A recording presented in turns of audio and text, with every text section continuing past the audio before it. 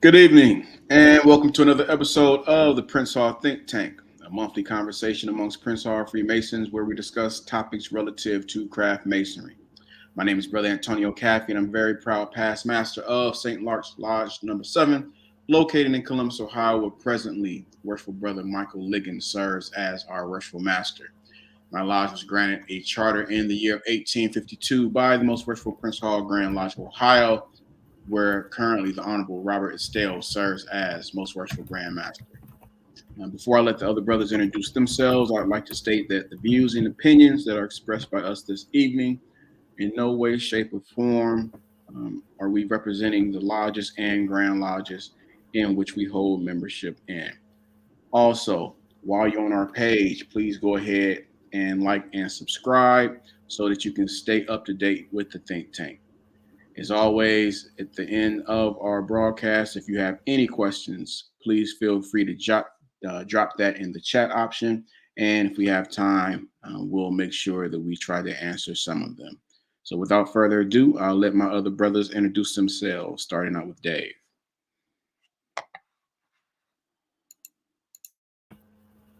All right, good evening. My name is Brother Dave Gillarm, past master at the Mount Pisgah Lodge, number 53, located in Columbus, Georgia, with Roy Line Allen serves as our worship master. And I also have the pleasure of serving as the worshipful grand historian for the most worshipful Prince of Carolina, Georgia, with Honorable Primus James serves as our most worshipful grand master. All right, thanks, Dave. And Damien.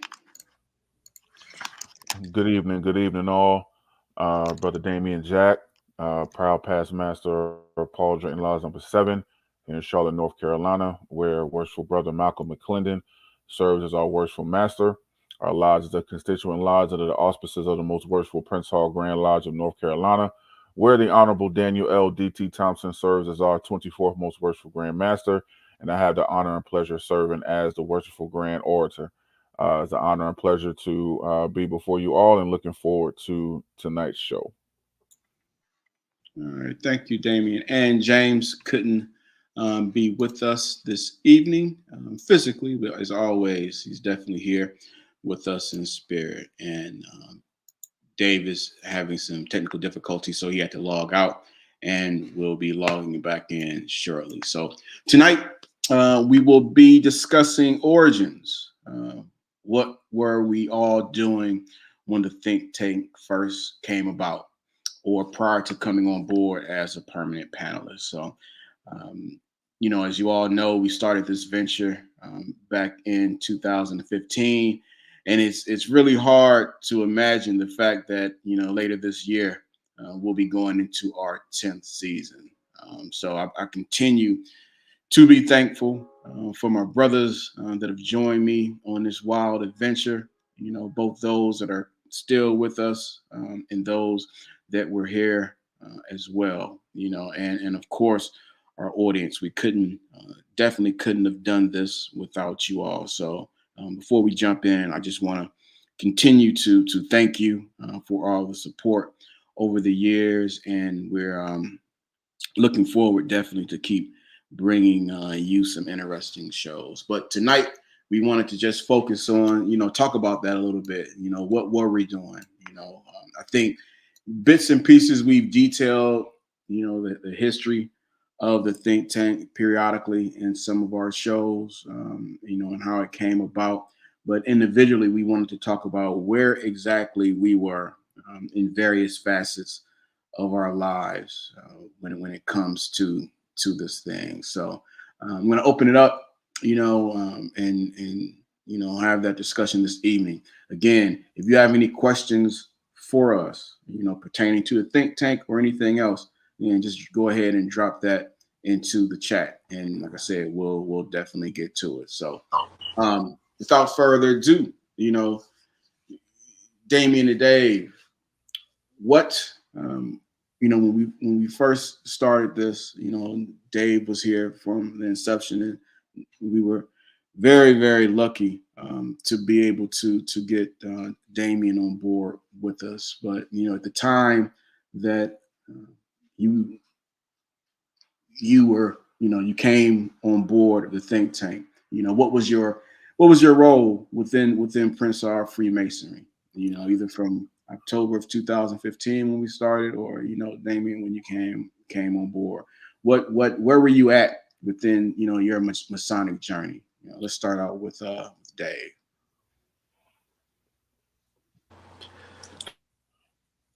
I think you all can hear me okay? Yep. All right. Um, so I believe when we started, I had just recently been appointed as historian for the most worship Prince South Carolina, Georgia. Um, it was a unique time because obviously I didn't expect to get appointed. All I want to work. Um, I had several conversations with brother Evans, who now serves as our grand director of Masonic education.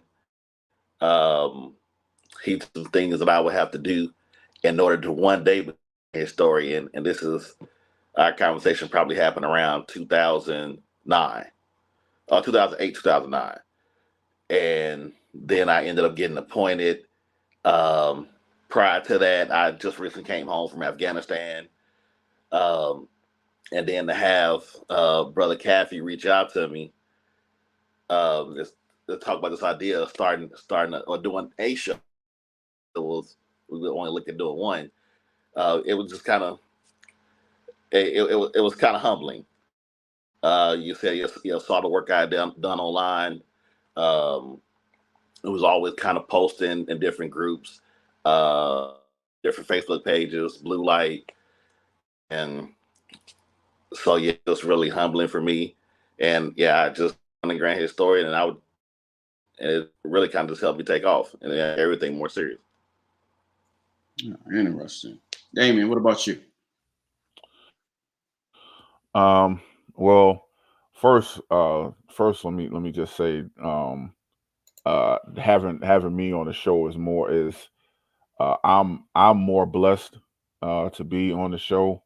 Um, I know you said in the beginning, kind of lucky to have me on, but I don't view it that way. I think for me, it's an absolute blessing to have been considered to even be a permanent panelist on the show. 2015, I was just I was actually just coming out of the seat as excellent high priest for my chapter, Excelsior chapter number 44 here in Charlotte.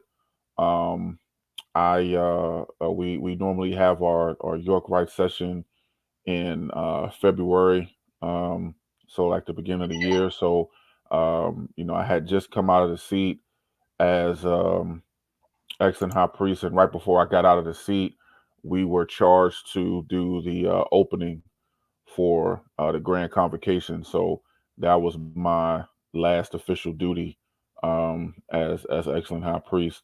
And then the next thing you know, a couple of weeks later, I was I received a phone call from the newly elected and installed most excellent grand high priest, William A. Cook, who called me and said, "Well, how would you feel about being the grand lecturer for uh, for the jurisdiction?"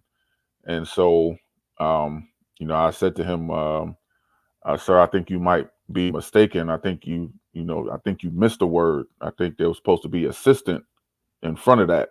Uh, Assistant grand lecturer." He's like, "No, I want you to be the grand lecturer." I was like, "Wow." So that was my first ever grant position in any body in masonry. So I started my year in 2015 serving as the grand lecturer for most excellent grand chapter Holy Royal Arch Masons here in North Carolina. Um, Also, I think at the time I was serving as worthy patron for my OES chapter, Ruth Boga chapter number 669, and still in various various other positions. I think I was still second lieutenant commander in my consistory.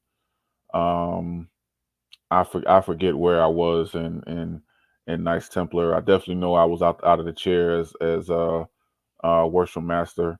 So I think I was doing a few things there. Also, I think if I'm not mistaken, I was serving or started to serve. I got Vice Joshua for my HOJ, so I was Vice Joshua for Charles E. Greer Court at that time. So I was doing a few things. I think that was the time where I started really started ripping and running and doing a few things. And oh yeah, and I was out of guard in my for my temple, Ramesses Temple. So yeah, I think I had my hand in a little bit of everything in 2015. So. Yeah. So again, I want to publicly state and thank these brothers because they had a lot on their plates when when I first, approached brothers to all the brothers when I first approached them with this idea, and as Dave pointed out, for a single show that turned into this.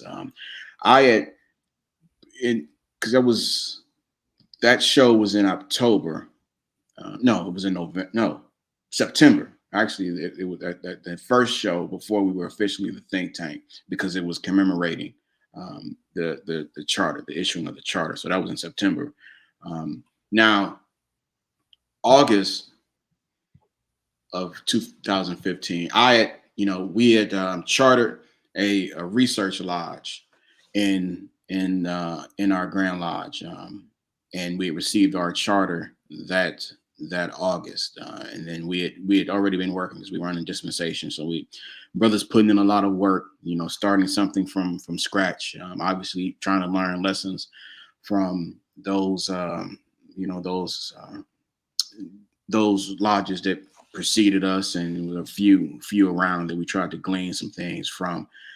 But we were issued a charter, and then our biggest thing in our research lodge is how can we be different? What are some of the things that we can do differently? So, I had started not saying YouTube was new, but I think using it as the way that, as far as outreach and education and things, it was picking up a little steam within the craft. And I had previous to all of this, like a lot of us, I was a member of Blue Light research group.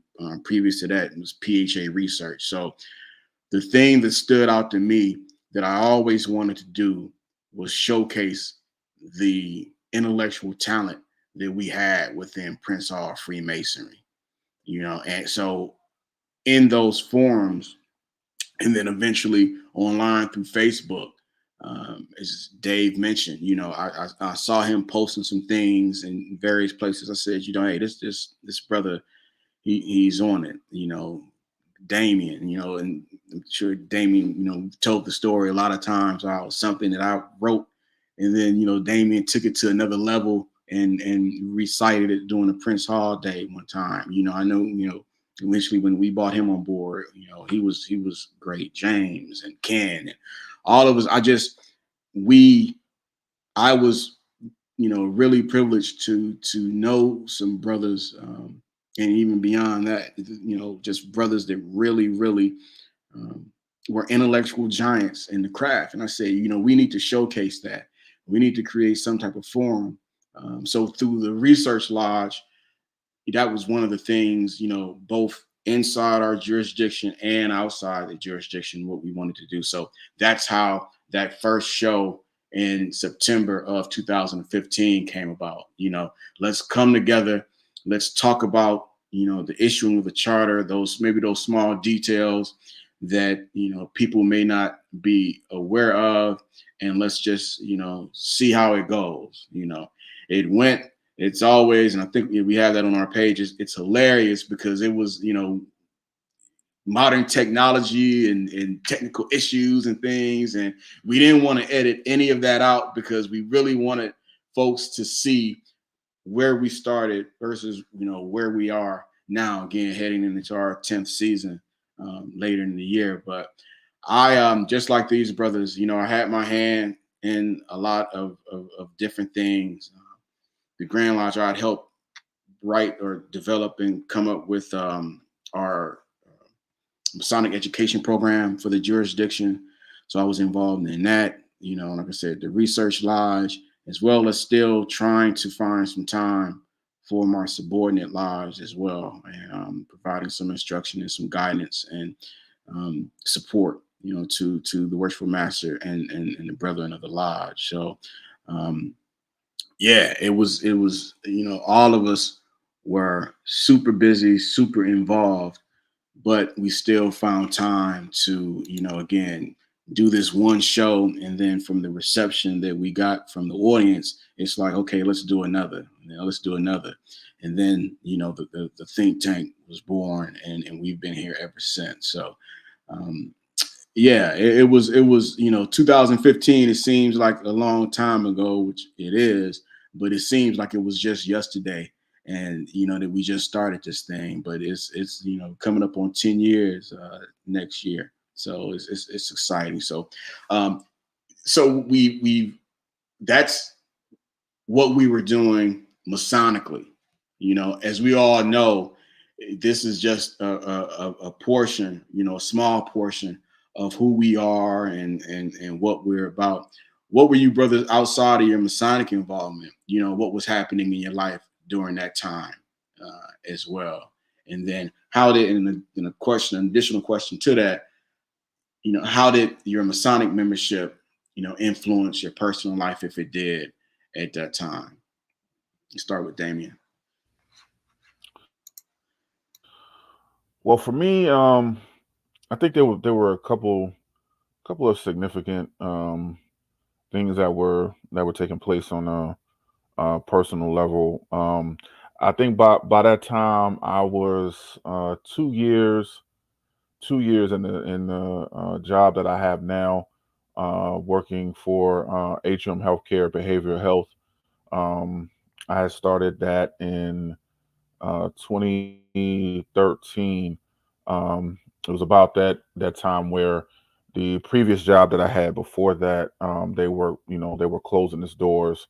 So, of course, trying to find, new employment, especially coming off of the recession and everything like that.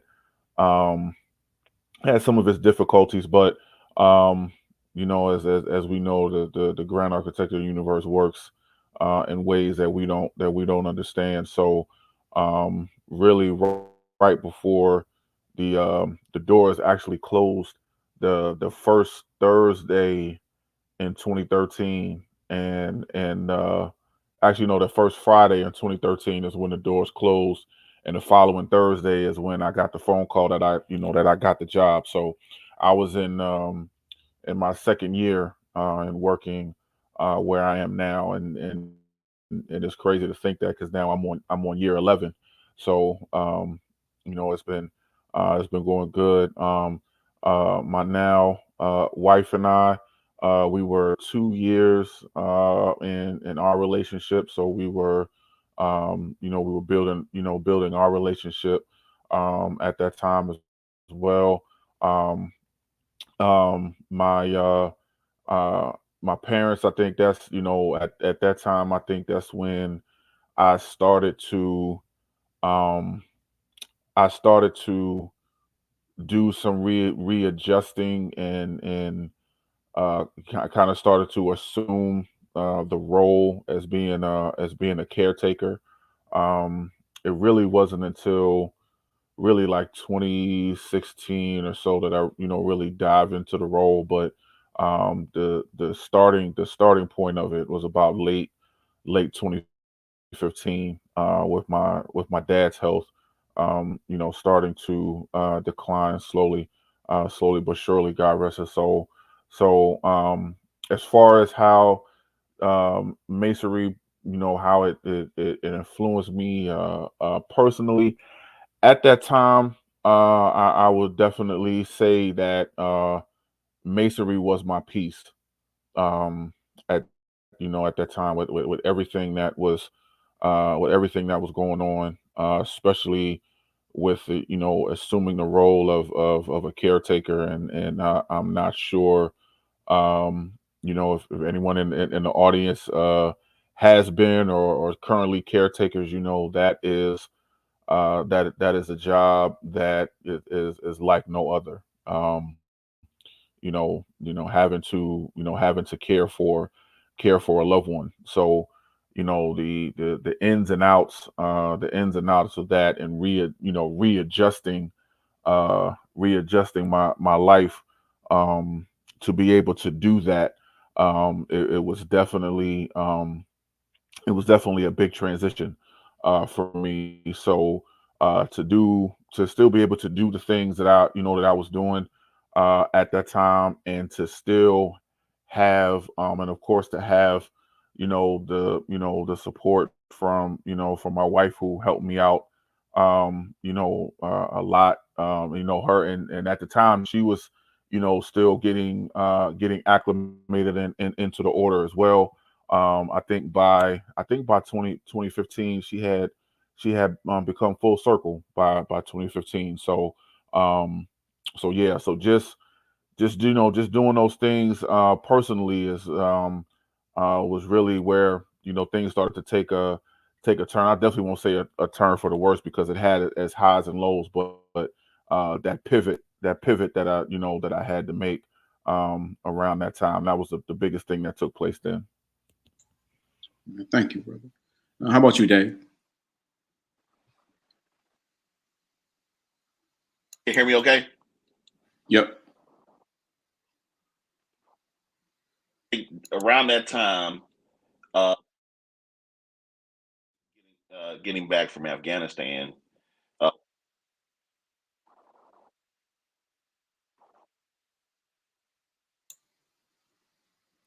You're out now. We can't hear you now.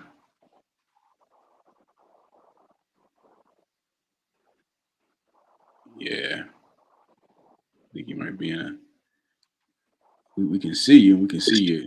oh, okay, well, yeah, you got me Yep. now. Yep. All right, try these AirPods, and something as usual. It's always some technology issues. Today is Yeah. my Yeah. day. Yeah. Right. Yeah. It's only right. Well, around that time, I was just really getting back acclimated from being in Afghanistan. Out of the last 2 years, at that point, I had been in Afghanistan for 19 months. So it was kind of difficult. Then I was on the verge of getting full custody of my daughter, who was a teenager at the time. So being a single father, trying to raise a teenage daughter at the same time, I was still trying to get back in the groove of things. It was a lot. Um, I was serving as grand historian for the Grand Lodge. I was also serving as the eminent grand historian for John H. DeVoe Grand Commandery, jurisdiction of Georgia. So I had those two positions, but I guess the help that I had was from older brothers in my lodge, such as our District Deputy Grand Master Matthew Bonham, Past Master Edwin Jackson, Past Master Denzel Howard. I had these guys in my lodge that had already raised teenage daughters. Because if you don't, being by yourself, if you all have teenage girls, at times it can be a challenge. Uh, so then I also had some other friends that helped that stepped in, because I felt I could teach her how to be a good person, but I really couldn't. I didn't know anything about being a woman, so I can't teach her that part. Um, so, but I had a good network around me that helped me through that process. My mother, she would come into town and help me out at times. So doing all this, and at the same time we're getting the Prince Hall think tank off the ground. It was a lot, but I had a good network of, especially brothers around me, that helped me out through everything. Excellent. And yeah, again, just everything is about especially if for all those that research history, we always talk about context. Like, you'll see something and then to truly understand it, you have to put it into some type of context, like what's going on around it. So that's why I think that question is important. Like, we you know, had this undertaking, and we didn't and couldn't and wouldn't drop everything else that we had going on in our lives to do it. We had to take care of home first and those other responsibilities in addition to doing this. I had been married at that time, I think, for about 11 years, and had two kids, uh, 10 and 9, who were very, and if those that follow me on Facebook know how active my kids are, and how active my wife and I are in their lives, even to this day. They're they're in college now, and we had to Friday, we had to move my son out of his dorm in Cincinnati, Ohio. I live in Columbus, Ohio. We had to move him out of his dorm in Cincinnati, Ohio. We went down there, got down there around 11, moved him out, brought him back to Columbus with us, got back around 3, got on the road at 5 o'clock, drove halfway to DC, uh, stayed overnight. I think we were in Pennsylvania or West Virginia, one of those. I can't say, it's all a blur. Got up Saturday morning, ended up driving into DC. My daughter goes to Howard. Moved some of her stuff from her dorm because she has some finals coming up this week, so she couldn't come home. Moved some of her stuff out of her dorm to a friend's house that we have down there, and she's going to come back next week. Uh, and then we got back on the road, headed back to Columbus yesterday, Saturday. Um, Again, drove, halfway, spent the night, and then got up this morning and drove back.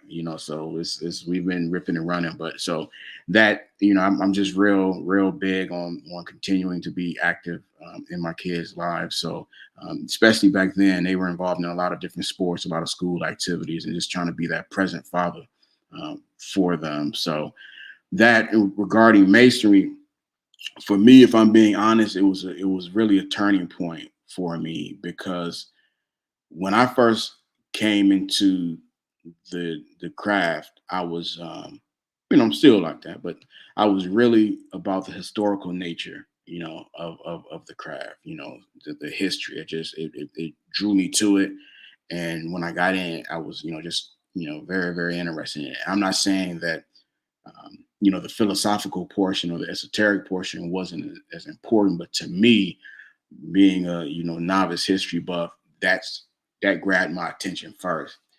2015, you know, still what I would consider young in marriage, dealing with a lot of, dealing with my kids and different things and some other things and issues. I started looking for something that, I need to start studying more and reading more about, just self-help stuff. And I would be lying. Now, this is me. This is in 2011. I came into the lodge in 1994.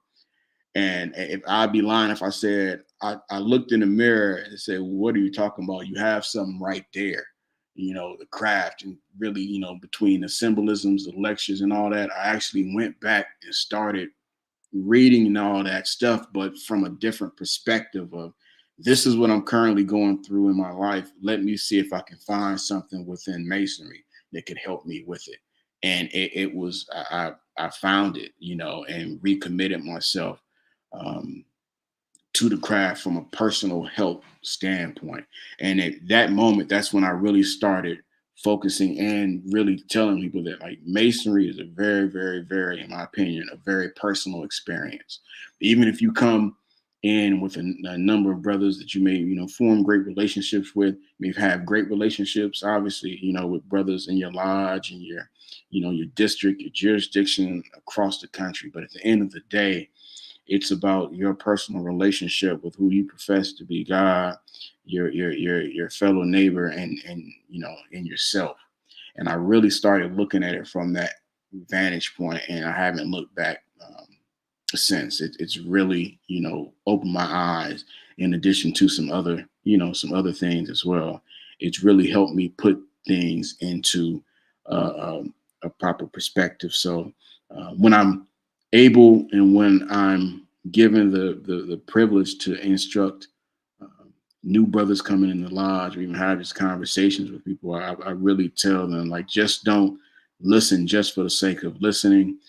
Don't don't go through the proficiency and learning the work and everything just for the sake of doing that.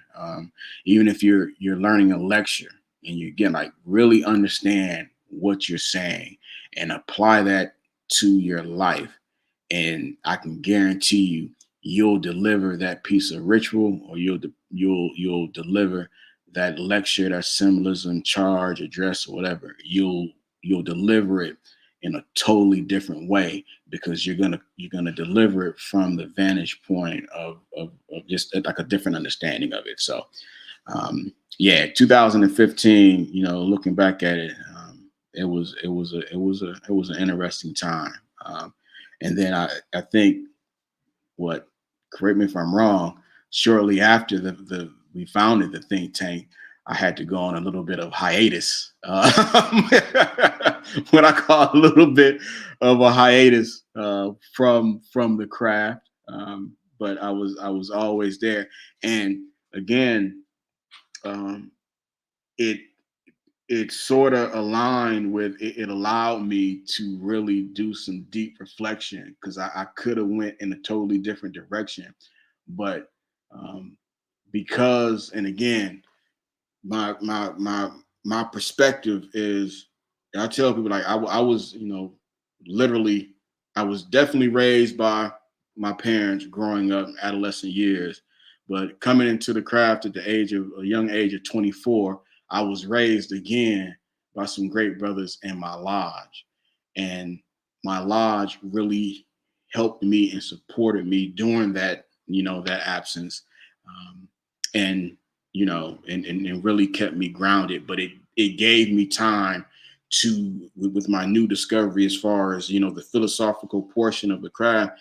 I think God was like, be careful what you ask for, because now I'm about to give you some time to really think about this, and really research it. And it aligned. It really helped me out. So I'm thankful for that time.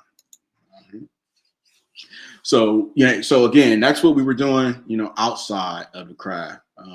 I'll ask this, and again, we have our hands in a lot, and we do a lot of different things within the craft. But what was what was the most significant Masonic initiative or event you were involved in during that time period around then? If you can think back, brothers. Dave, any significant Masonic initiatives or events back then? Well, I'm not going to say it was a significant initiative, but it was very instrumental. Um, if you brothers remember, around that time, there was an entity that had popped up online called the Sovereign Grand Lodge of Egypt. This group was attempting to dupe, especially uh, Prince Hall Grand Lodges. So they requested recognition from my Grand Lodge, and I was adamant about not extending it to it. Um, so I wasn't no, I'm not. If you know me, you know I'm not the type of brother that's just sit back in my seat and not say anything when I know something is wrong. I'm gonna speak up. And I was given the floor by my grandmaster at the time, and I spoke about it on the floor of the Grand Lodge about why this group was trying to do people. Well, it ended up spreading. I submitted a report to the Flaxen Society, and that pretty much put an end to that group. And this was it's still in my young stage as actually at the time I hadn't even been appointed grand historian.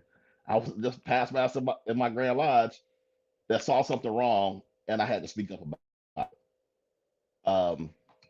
So that was probably one of the more significant things I had done at that point in time in my Masonic career. Nice. How about you, Damien?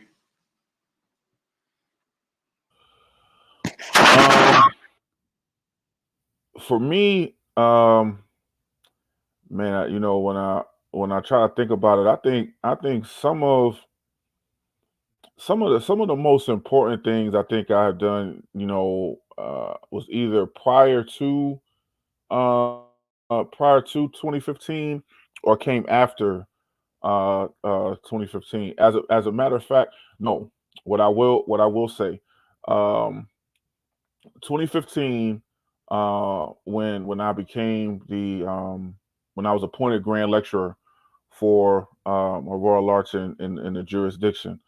Um, I remember my Grand High Priest at the time. He stated that one of my duties was that I had to present a lecture every month, and it had to be spread throughout the jurisdiction.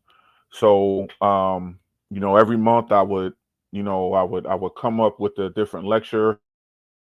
I would get my approval from the Grand High Priest, and then once he felt that it was good, I would go ahead and spread it out through the jurisdiction. So I remember my first lecture that I put together for the jurisdiction, and I had went to a couple of people, and asked them to read it over, give me your critique, let me know how you feel about it. And so I did that. And when I did, I was told, well, these are, it was good, you should take this, and things like this, and bring a collection of it and actually put it into book form.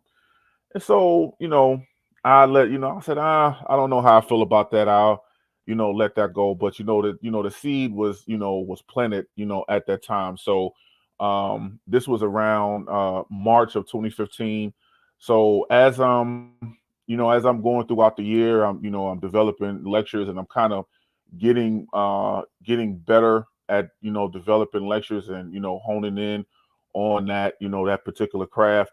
And so it wasn't until one night I was at work, and I remember I developed a lecture for another body in masonry. And so when I got done with the lecture, I just pretty much, it was just sitting there in my flash drive. So I'm thinking to myself, I have all these, lectures in different houses, and they're just sitting here. I'm not really, doing anything with it. So I came up, with the idea. I went to Office Depot the next day, and I bought a 3-ring binder, and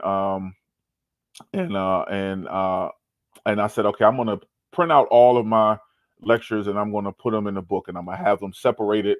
I'm gonna have them separated by each body. And so once I put it into the book, and I got done, I closed the book and I looked at it, and that thought popped up again when I was told, hey, you should put this in book form. And so here I am, and with this book in book form, just like I was told. So I went back, and I had a conversation. I said, well, do you really think that this would work? And I was told, yeah, it'll work. I'll show you how to do it. So I went home that morning, and I told my wife, I said, I'm thinking about stepping out on faith, and writing a book. And so, she said, well, that sounds good. Damien Jack, the author, that has a nice ring to it. And when she said it, that gave me the validation. So, I went forth, and went through the process. I looked at, which lectures I wanted to put into the first book, and went through the process of, having it edited and self-published. And then December, like a little bit after Christmas, I want to say around December 27th, 28th, of 2015, I got the first copy of my first book. And it just soared from there. So which actually led me to, and I want to say it was in February, either February or March of 2016, being a guest here on the show. So yeah, so my biggest thing was to step out on faith and self publish my first book, and here we are. Nice. So with that, I think I already detailed as far as what I was involved in regards to the research lodge and trying to stand that up, and also the Masonic education program as well that we've been working on for a couple of years. But so, given that, brothers, how did like your particular Masonic activities or your goals back then, you know, how did they align with, say, the broader goals of either your lodge or your Grand Lodge, or did they? Did they at all? Um, Personally speaking, I think I wanted, some of mine did, and some of mine didn't. I saw a need for a few things that I think some folks didn't didn't agree with or didn't think we needed to do. I think for the most part, the brothers were receptive to it, in regards to the research lodge and things like that. But I think one of the things that we've seen this just throughout the history. I think of not only Prince Hart Freemasonry. I just think of any type of organization. When you bring something new on board that may not be familiar with people, that it can scare some folks sometimes. So because of a lack of understanding of what the true intent was. But how did your activities or your goals, how did they align with your lodges or Grand Lodges, or just the overall Prince Hart Freemasonry?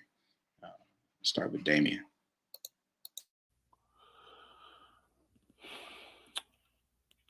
I don't think for me at the time I looked at, as far as the goals that I did have, how they were, how they would, line up as far as lodge wise, or even Grand Lodge wise.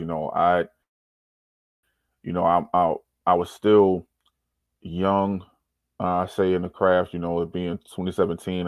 I was raised in 2008. So you figure, in August of 2008. So you figure I'm 7 years in. By 2015, I'm only, I say, what, a year removed, serving as worshipful master of the lodge. And again, I'm in my first ever grand position, ever. So it was more of just really, evolving and developing who I was. I say a lot that I am eternally grateful to past Grand High Priest William Cook for believing in me enough to put me in the position of being a grand lecturer, because it forced me to open a ritual. It forced me to look at things. I think anyone who has been a grand officer of any kind knows that when you take on the position of a grand officer and you have the title of grand anything, there's an expectation for you to know something, especially when it comes to being a grand lecturer or a grand historian. Like, you had that expectation is set high for you to know something. And it forced me to open up the ritual and actually read and see, okay, what is this, what are we doing? Why are we doing it? Can we give some type of understanding? So from there, I really started to open up the rituals in my other houses, more. Because I used to be, and I'm not ashamed to say it, I was one of those ones at a time where, when I would come into the order, whichever body it was, whomever my instructor was, I had that expectation that they know what they're teaching me, so I would believe what they're saying. So as I'm opening the book and I'm seeing like, oh, wait a minute, this is kind of different, from what I'm being taught. This is kind of different from, what I'm seeing happening. And this is where I learned that horrible phrase of that's the way it's always been done, right? So and we, like to use that word tradition. Well, tradition is we've always done this, and I would say, well, just because it's tradition, it doesn't make it right. So then my goal became, it's time to make right tradition. And so that means it's gonna, change some things. And so, having the blessing of my grand high priest at the time, um, my goal was to, mainly to educate. And I think that's when, for me, I learned that, educating and lecturing and presenting, that became my passion. So, but still I was evolving, to, the person that I am now, and the things that I do, and the way that I study, and the way that I, present, it started from there. So I wouldn't necessarily say that I had a goal then. It would just be the best that I could be, and provide to the bodies that I belong to in the best way that I could. Right. How about you, Dave? Um, as being a historian, my thing was always giving honor to the past. Um, so one of the things I did when I first got a chair as worship master, and we've talked about it on the show, is I presented my documentation to show that we had a past Grand Master who died in office in 1901, and he was never properly honored. It took 9 years for it to happen, and it happened under the administration of past Grand Master Corey Shackelford Sr. But his broken column was finally erected in 2021. So it was a long process. It was somebody, he had done some tremendous things in his life, and it was something I was very dedicated to. I wrote papers about it in college. I spoke about it at every chance I got. I got to visit. I went to visit the three columns that I knew that was in existence, being past Grandmaster Xenophon Lamar Neal from Georgia, past Grandmaster John Wesley Dobbs of Georgia, and Prince Hallsgrave in Boston.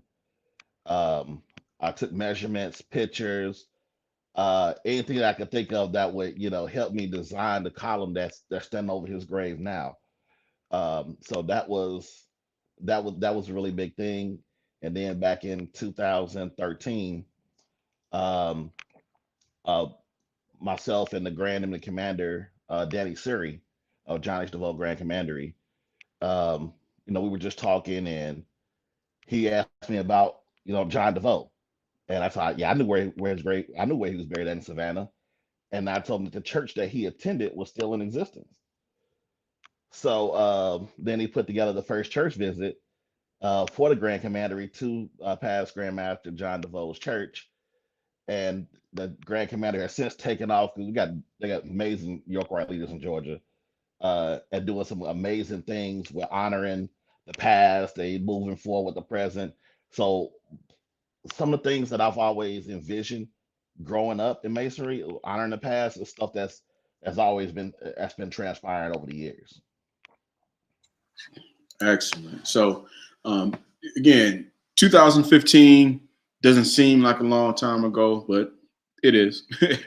And a lot of things can change, even during a shorter period of time. But how has the Masonic landscape changed since then? What are your thoughts on those changes, Dave?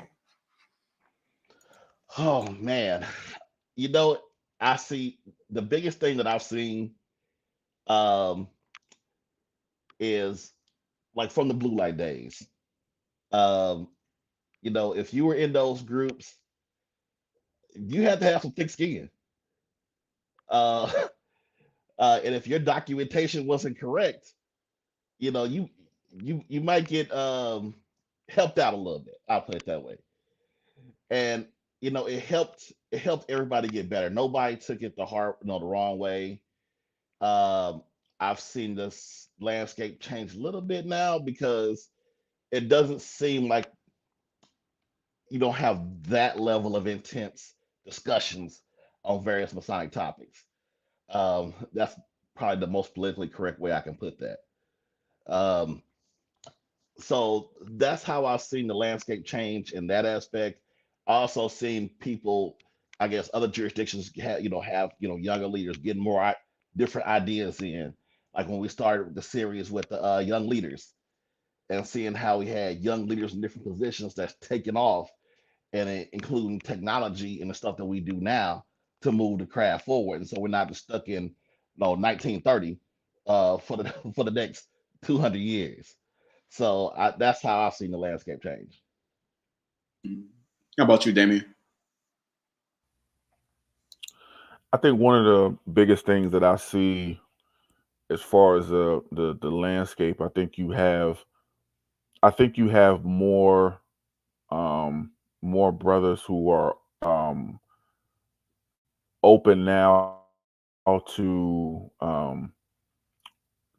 develop literature, to write books, to put certain things out there.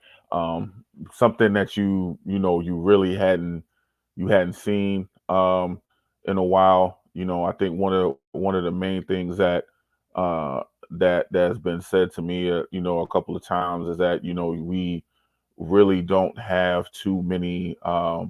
You have a good number of Masonic authors, but you don't have a good number of Prince Hall Masonic authors, and so I think you do have some more brothers who are willing to take that step out there and become vulnerable enough to put themselves out by putting their thoughts and feelings on paper, or putting it in book form, which I think is good. Like when we understand that Freemasonry is speculative. Everyone has their way of how Masonry has helped them.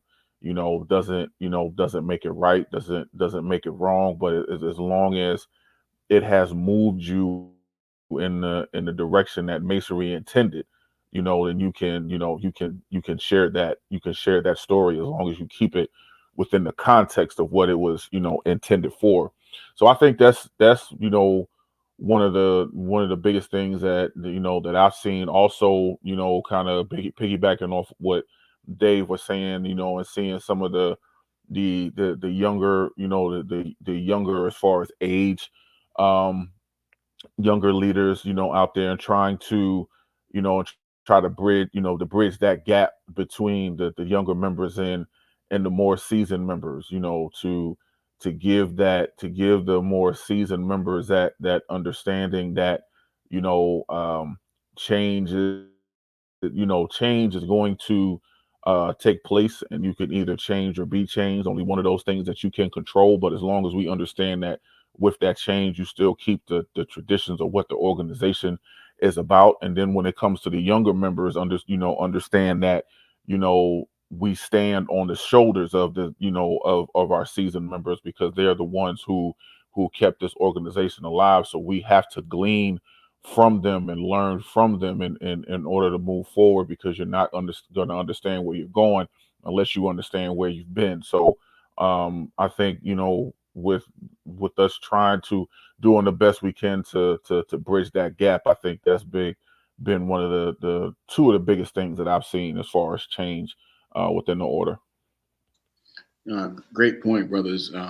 I know one thing, to piggyback off of you, Damien, and that the really, having that due respect for those brothers that came before us. And again, this is just part of my, I guess, my theme for this evening, as far as how fast time is flying. You know, a lot of us are starting to assume that role now of that seasoned brother, that brother that's been in the craft for a while. And it's like, you know, again, a blink of an eye. And it's are you going to, like, what type of, and I even think, you know, brothers that are coming into the craft even from day one, like, ask yourself this question, like, you know, what type of older brother do you want to become? You know, because you can't wait until you get to that stage and say, okay, I'm going to be the, you have to, you know, put the work in and you have to do things. And then ask yourself too, you know, if and when that time comes, will my lodge come and visit me? You know, will they do some things for me? Like, am I doing this for our seasoned brothers right now? And then will they do the same for me? So I think it's a very interesting thing. And Damien, I love that you know, you called out that fact there, which is true. You know, we're seeing a lot more brothers now publish books, and we love showcasing those brothers on the think tank as well. And that, again, my you know, the initial intent was to showcase that talent that we have within the craft. So that's great. One thing, and then piggybacking off of what Dave said too, one thing that I have seen that's a little different than, you know, say our blue light days, that it's and I think it's part of the whole social media phenomenon in and of itself, when, you know, people really, they'll put some things, and we've all seen on social media, you know, they've put some things out and they can't, you know, back it up with something, you know, some type of source document or something. And I think that's, you know, on blue light and some other circles, we tried to get away from that and say, okay, if you say something, you have to be able to back it up. And somehow, some way, you know, there's a portion of the craft right now that, again, looking at the broader picture and putting it into context, that, you know, was really following the lead of, I think, society as a whole, to just say something and hope it sticks, or hope someone believes it. And we still, you know, there's still some of us around, hey, where'd you get that from? You know, show me where you got that from, that you got, and you should be able to prove what what you're saying. So I see that almost as a reversal of things, but tying into, you know, the social media. And that's another thing too, you know, obviously between 2015 and right now, had the pandemic. So, you know, I think lodges and grand lodges, between, you know, 2015 and now, finding new ways to communicate to the craft, you know, using social media better. I think I've seen more grand lodges have social media accounts, I think, over the last year and a half, that I've ever seen before. And I think it's a good thing. You know, it's a good thing, lodges and grand lodges, because we can't hide ourselves and we can't hide the craft from the world and how the world operates. Some of you all, you know, you've heard me tell the story before, that I'm sure at some point in time in the history of the craft, there was an argument in the lodge between brothers that wanted to remain, you know, keep using the printing press and start using the brand new invention called the typewriter. You know, and they went back and forth. And, you know, you young whippersnappers with this whole peck thing. There's nothing wrong with the printing press. We just keep on. So it's this, you know, we just keep on doing this thing within the craft. But, you know, we need to be able to embrace those things while still holding on to our traditions, but, you know, advancing the craft as well. So, yeah. So this, you know, the last question that I have, the brothers, and then obviously we want to hear from the questions that we have from our audience. If you could give advice to your 2015 self, based on what you know now, what would it be? Dave, give advice to your 2015 self based on what you know now, besides leaving the Knicks alone. Oh, you talking about the number two in the East, New York Knicks. Oh, I You thought know we were we talking weren't about gonna let somebody that else. go. Yeah, yeah, We yeah. weren't gonna let that go. Uh, or you talking about the Knicks that's up 3-1 in their series against the Sixers? Nah, I don't we know. weren't gonna let that go either. Yeah, Appreciate yeah. it. I know y'all saw that game today, but anyway, I think the advice I would give is to not get frustrated easily, so easily.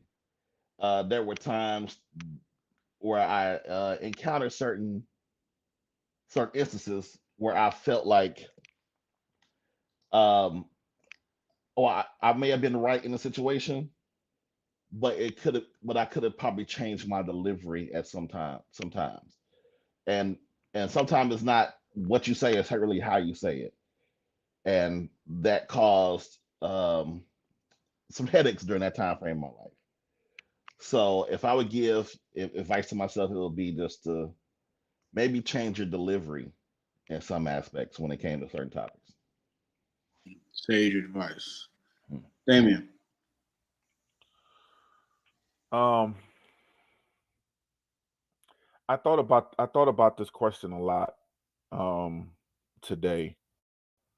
Um, and the reason why I thought about this question a lot because I remember watching one of my favorite shows is Chicago PD, and I remember an old episode um, where Olinsky was asked the question, if you could tell your former self something, or if you could change something, what would you do? What would you change? And he said, if I did that, there would be new mistakes, and with those new mistakes, I may not be where I am now.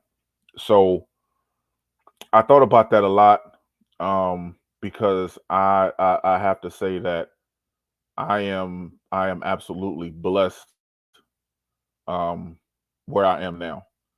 Um, if I had to tell my 2015 self anything, it would be, as you move, take time to be still. Take time to be still and watch how others move around you. Um, and when you watch how others move around you, and then you move accordingly.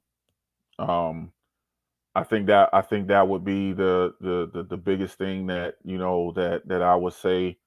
Um, because I think we all know Calf. I'm pretty sure that you've dealt with it. Dave, I'm pretty sure that you've dealt with it. The amount of success that that you have had. There are those who may not be happy with it, right? So and so you have to just watch how watch how you move, and be mindful of how you move, and be mindful of who's in your circle. um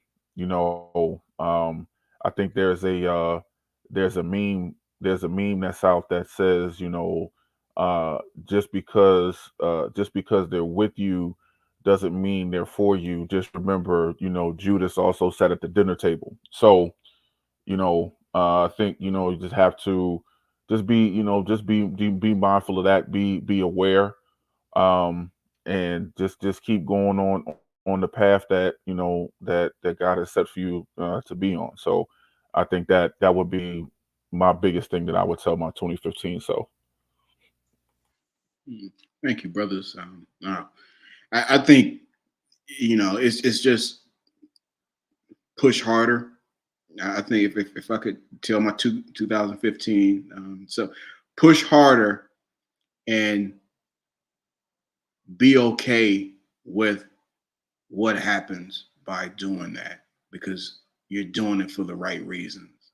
And I think, as I alluded to earlier, and brothers alluded to tonight, that may be misunderstood, and it's okay. It's okay to be misunderstood sometimes, because not everyone is going to get it. Um, But what I've learned too is, and this is something that I tell people, and we talked about this in a previous episode. We were talking about like starting up Masonic study clubs and things like that. Is never use the size of attendance as a gauge to how successful something may have been. Because if you plan something, you plan a lecture or a study club or whatever, and you only get 2 people there, you need to deliver that like 2,000 people were there, because those 2 people showed up, and it may have been something that they needed to hear. They showed up for a reason, and we don't know. Sometimes we don't know what someone may be going through, and by you not canceling something and going through with it, even if it's just 2 people there, that may have made the world a difference. So if I had to tell my 2015 self, so like really, really understand that, that an impact, you can really have an impact on folks. And again, we're lucky that, not only have, I think the show, the show had an impact on people, on Freemasonry. So I'm not just limited to Prince Howard Freemasonry, but Freemasonry as a whole, and the audience. You all have had an impact on us as well as being on the show. These brothers, they've had an impact on me personally, and Masonically. So those are the type of things that I would say, 2015 self, understand that, and even if you don't understand it, do the work anyway. And, trust me, 10 years later, you'll understand and you'll get it. All right. So thanks, brothers. It was great conversation, and that's something that we wanted to give you all this evening. But we do have some questions from our audience this evening. So let's dive into some of those. Okay, so what I'm gonna do is this first question actually this brother asked this question, and then there's an actual someone in the audience who actually answered the question. So let me first show the question.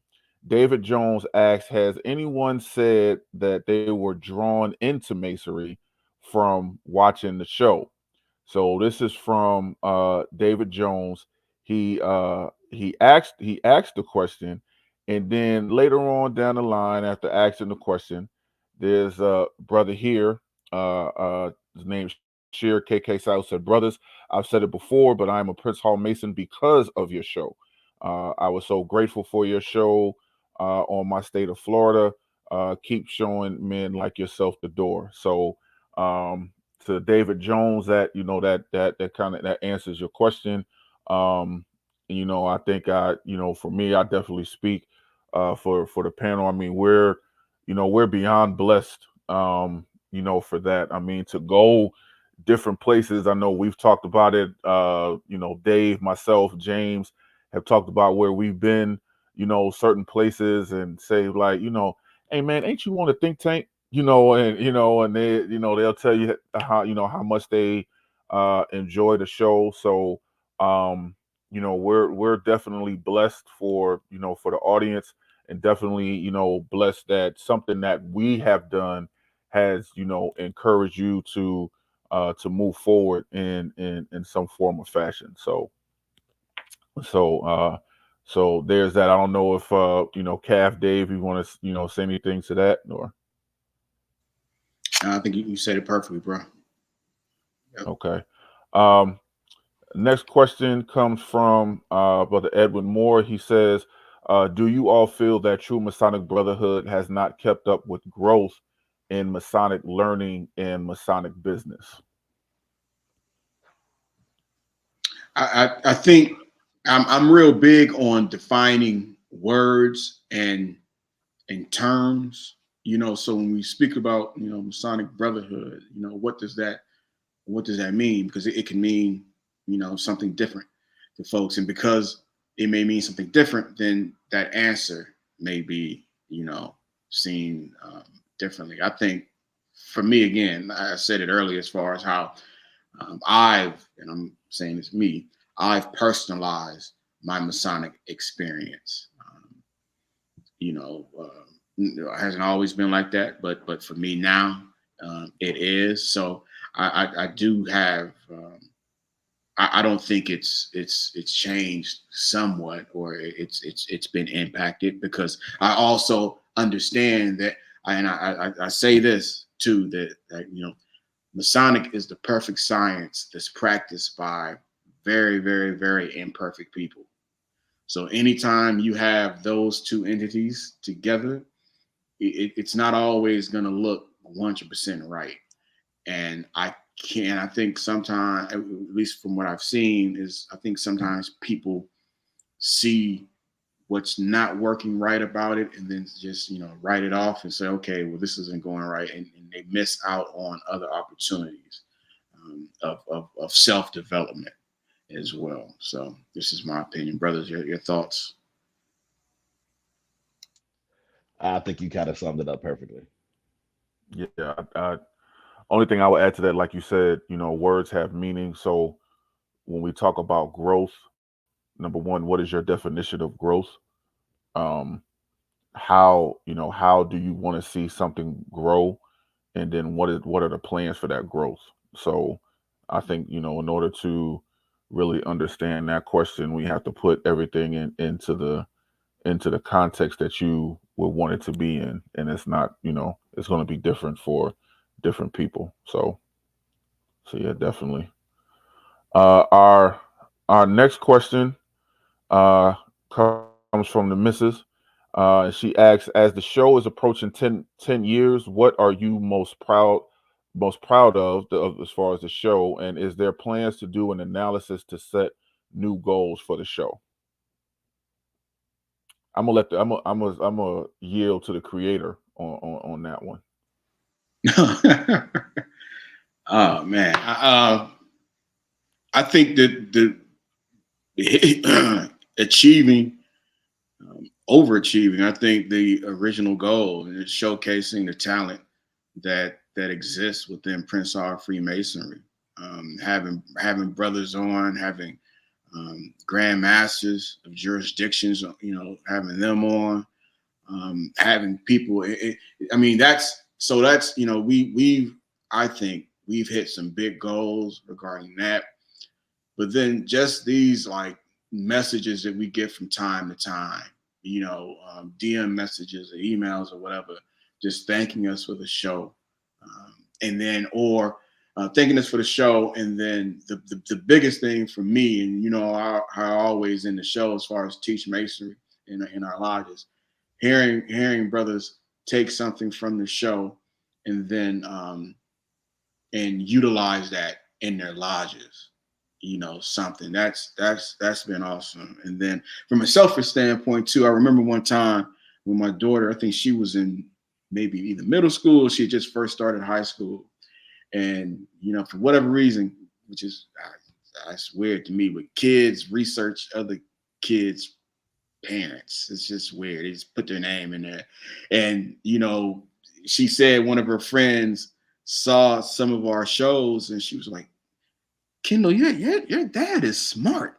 I see him on that show. He's almost like a professor and everything. So, you know, thank you for helping me getting, you know, props, you know, from my daughter and her friends. But yeah, it's you know, so that definitely, and I can't, you know, we often talk about from time to time, like, you know, okay, we used to talk about it more. I think I'll say this: we used to talk about it more as far as what's next for the think tank, because at the beginning of this, we had a whole bunch of different ideas and everything. We want to do this, we want to do that, and I think, and it's a good thing, the brothers, um, you know, they started, you know, digging in between writing books, speaking at different places and stuff, and just different things that, you know, we got away from some of that. Um, but you know, who knows what the future holds for us? You know, because I think that's a question that we have to ask ourselves, both individually and as a collective as well. and until we do that, we'll just keep on putting out, hopefully something that the audience finds worthwhile, that they can look back on. Because and my then lastly, and definitely the other brothers chime in. I think the thing that I'm most proud about isn't even what we've done. It's going to be, we have this collection of videos that will hopefully outlast us, that the brothers that may not have even been born yet, that will one day become Freemasons, they'll be able to hopefully look at some of this stuff and say, hey, these brothers really, really, really care about the craft, cared about Prince Hall Freemasonry, cared about each other. Brothers. I think one of the things I'm most proud of, man, is we put our heads together when it comes to different shows and research, and we build each other up. Um, and then when we present something, it seems like at times that we uncover some things that may have never been put out before about Prince Hall Masonry, such as the show, I think it was called Twin Pillars, Prince Hall Masonry and AME Church. That helped uncover a lot of things and put out a lot of information about how instrumental or how hand in hand the Prince Hall Masonry and the AME churches was. Um, and then the show we did on the Underground Railroad, and then the military lodges. Um, like some of the stuff had never really been put out before, and we were helping to we were able to help tell our story. So that's one thing I think I'm most proud of is helping to get our story out there. I think it was past Grandmaster H.R. Butler. He said something to the effect of, no, if we don't tell our story, basically somebody else will, and when they tell it, they're gonna change it in a way so we would never be able to correct it. So we are in a position now where we're getting a chance to tell our story about our history. And that's what I'm proud of. Good stuff. Damien? I think I'm on the same lines. Honestly, I would if I would say what I'm most proud of the show, I would say I'm most proud of the growth of the show, um, and looking at where we are now, and the fact that people look for us. They anticipate what are we going to do next? What are we going to talk about next? I think that's the biggest thing that I'm most proud of. Where I've had brothers who it may be like like the third Sunday or something like that, and they say, "Did I miss the show?" Like, no, it's next week. We doing this, so, saying, what y'all gonna talk about next one? I say, all right, you'll see. So I think just the impact and like you said, Calf, the legacy, what I'm saying, that we leave, that trace, that we're leaving. I don't think that, I'm pretty sure at the time when the show came into its inception, you didn't think that it was going to be where it is, right now. You know what I'm saying? And so, and I believe it was Dr. King who said, I know I'm going to mess it up when he says, like, we're not the makers of history, but we're, pretty much like we're a part of history. You know what I'm saying? Like, things that happen, the things that take place is what makes it history. So it's like we don't necessarily make the history because we don't know that it's going to be history while we're in the middle of it. So the fact that we have been able to to do this for as long as we have, I mean, it's a beautiful thing. So, and I think we can't go nowhere but up. So that's my thought on it. Sure, indeed.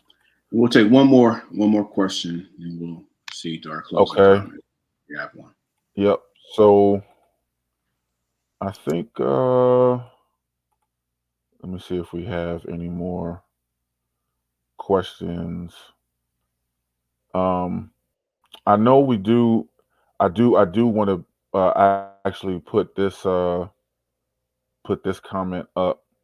Um, and this is from brother Tahuti Evans, past guest on the show. He said, "Good evening, brothers. Listening to you contemplate the impact of the show has made you and what have you have made refreshing. This assures me that the think tank will continue for at least another 10 years. And congratulations." So, definitely thank you uh, to brother Tahuti Evans, also to another brother who made history as being the one of the uh, grandmasters who to come on twice on the show, past Grand Corey Shackelford, who says salute to the Prince Hall think tank, job well done. So and thank you, um, most worshipful sir, for being a part of history, because you're definitely a part of history. So one last question before we close out. Again, Bashir KK Sai, he said, "What initially sparked your love for Masonic history?" So I'm going to leave that to the true historians, Dave and Kay. Go ahead, Dave. You got it. Oh man, the thing that sparked the fire was 2008. Talking with past master Doug Evans. He was the grand historian for Georgia at the time, and my lodge's charter had become extremely faded, and we had to get a new one. And so we was going through the process of that, and then I would talk to Doug about how to get what do we need to do in order to get a duplicate charter. And just hearing how passionately he would talk about various points of history, different people, stuff that we had to research. Um, and his passion is what started the spark, and I kept that going. I already had the basis from growing up and just going to the library and stuff with my mother. But when it came to Masonic history, that first conversation with Doug kind of sparked it, and I've kept it going since. Yeah, for me, it was again, just trying to put it into context. Early '90s, a lot of people coming into knowledge of self, learning a lot of different, history, philosophical beliefs and everything. You know, Freemasonry kept coming up. Prince Hall Freemasonry kept coming up.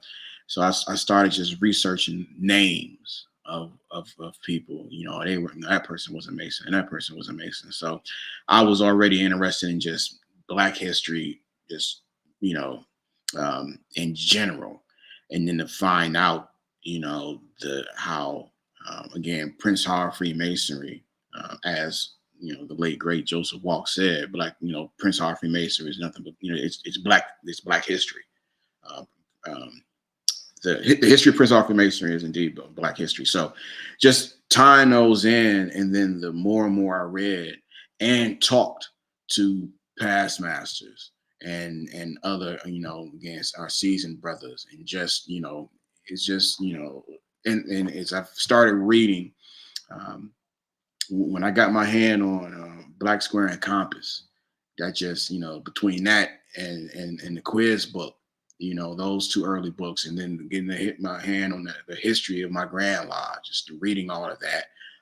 And so it wasn't just reading it. And I tell people this too, you read these books, but then understand that you are a part of that history. So don't read it like outside of yourself. Like you're a part of this, and should be working to continue to be a part of it, so that when someone down the road is looking back, will your name stick out as well? So not only drove me in researching the history, but I wanted to be a part of it one day, down the road for folks to look back on too. What's going to be my contribution to this? Am I just going to live off the rep of what past brothers did, or am I going to be able to contribute to this as well? But as past Grandmaster Johnny Pitts, one of my mentors in my life, he was the worshipful that raised me, said, like, if you can't stick out your chest and be proud that you're a Prince Hall Freemason, what are you doing in the fraternity? That we have a rich history to stand on and to add on to. So that's what did it for me. All right. So as always, thank you again.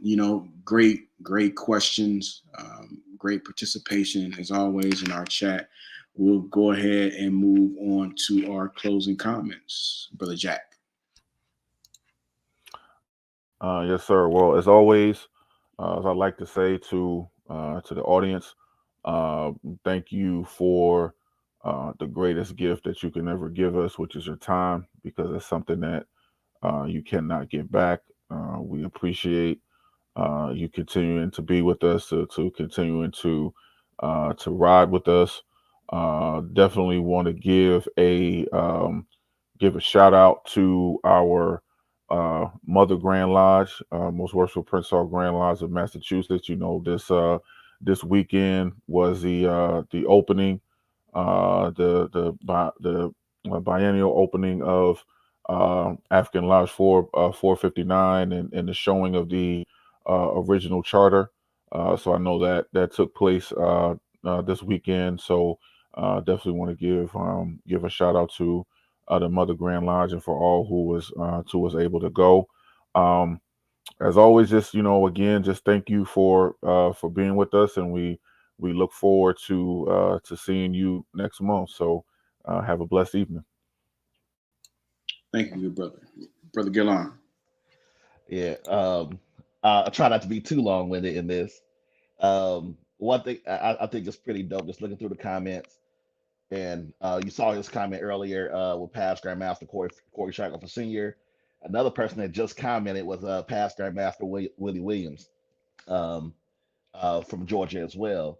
So when it comes to mutual recognition in Georgia, these two men were so instrumental in making that happen. Past Grandmaster Willie Williams started this, early 2000s, trying to start the conversation with the Grand Lodge of Georgia.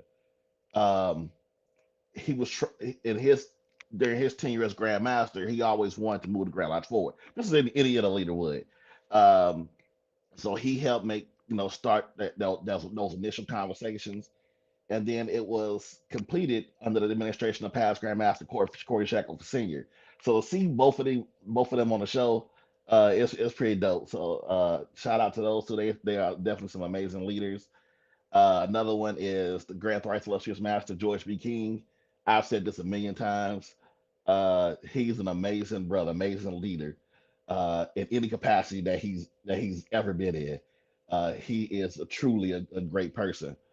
Um, there was a question earlier. I was trying to find it again. It seemed like maybe with all the comments that it just, I don't know, dropped off. But there was a question about using uh, finding something in history to help what we do now, some to that extent. Um, and what I would like to read for is just a couple sentences. It says, "Are you the worship master of your lodge?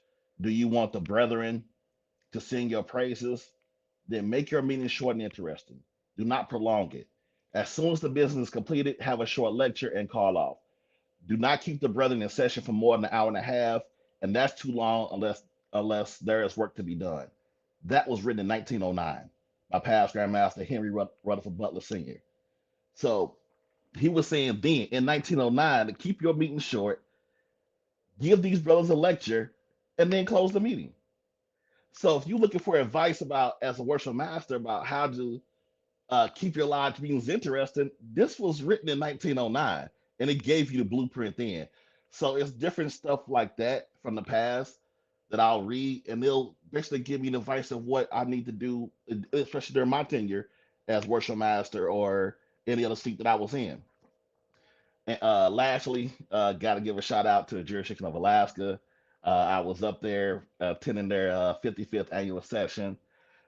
During that session, obviously Alaska has some great brothers, including the most versatile Grandmaster Abdullah Mustafa Thomas. Got to see my good friend and brother William Brennan be elected to the office of Deputy Grand Master.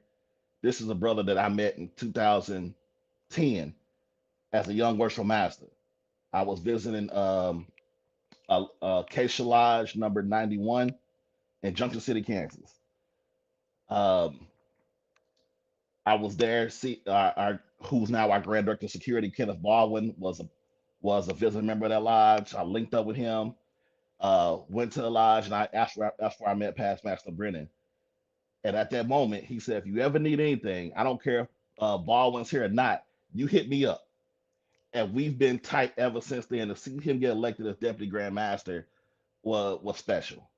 Also, during that session, we got to witness history in the formation of the Polaris Grand Chapter, North Star Grand Council, and Final Frontier Grand Commandery, which I have the pleasure of serving as the Grand Lecturer for all three bodies.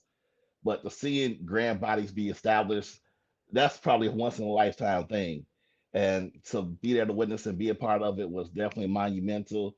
So yeah, definitely give hats off to the brothers from the jurisdiction of Alaska. You ever get a chance to get up there, those some amazing brothers. Oh, and last, I got to say this one. Y'all already know what time it is.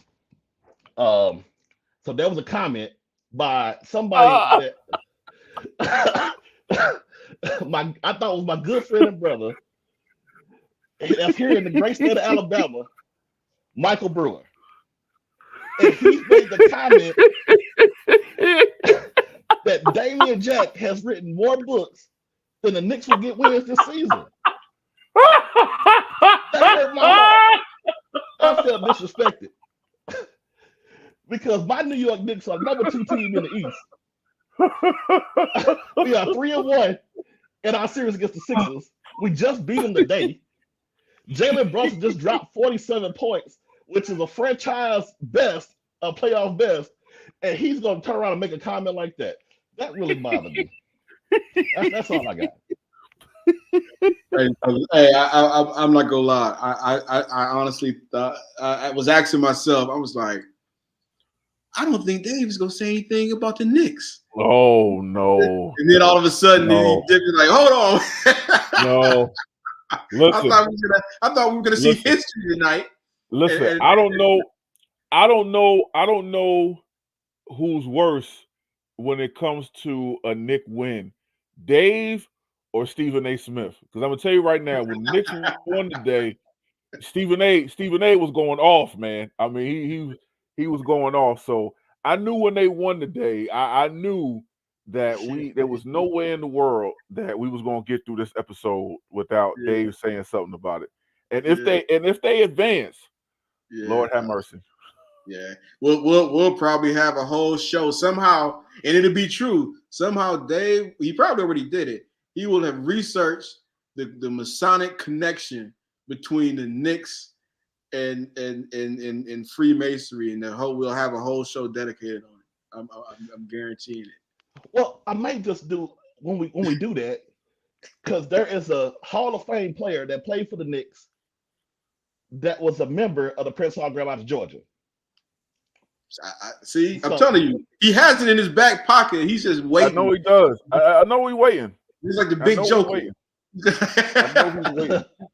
I'm surprised he won't use like the upside down triangle or the Knicks. He's gonna try to find some esoteric way to what I'm saying, to use that. Like there it is. Thank you, brothers. And again, thank you once again to our great audience for joining us this evening. I want to give a shout out to my jurisdiction, most worshipful Prince Hall Grand Lodge of Ohio. We're about to celebrate our 175th anniversary, and led by our Grand Master, the Honorable Robert Estelle, and our we undertook, under the leadership of our Deputy Grand Master Mario Powell, worshipful Mario Powell. We recently published an updated version of our history book that I was given the honor to contribute a little bit too. So I'm gonna post probably tomorrow. For those that are interested in it, I'm gonna post the ordering details on our Facebook page if you're interested. But just wanted to give a shout out to those brothers for leading the effort. This upcoming weekend, we're gonna have a celebration here in Columbus, Ohio. Other than that, again, thank you for joining us, and thank you for spending this evening with us. As always, let's remember, teach masonry in our lodges. Good evening.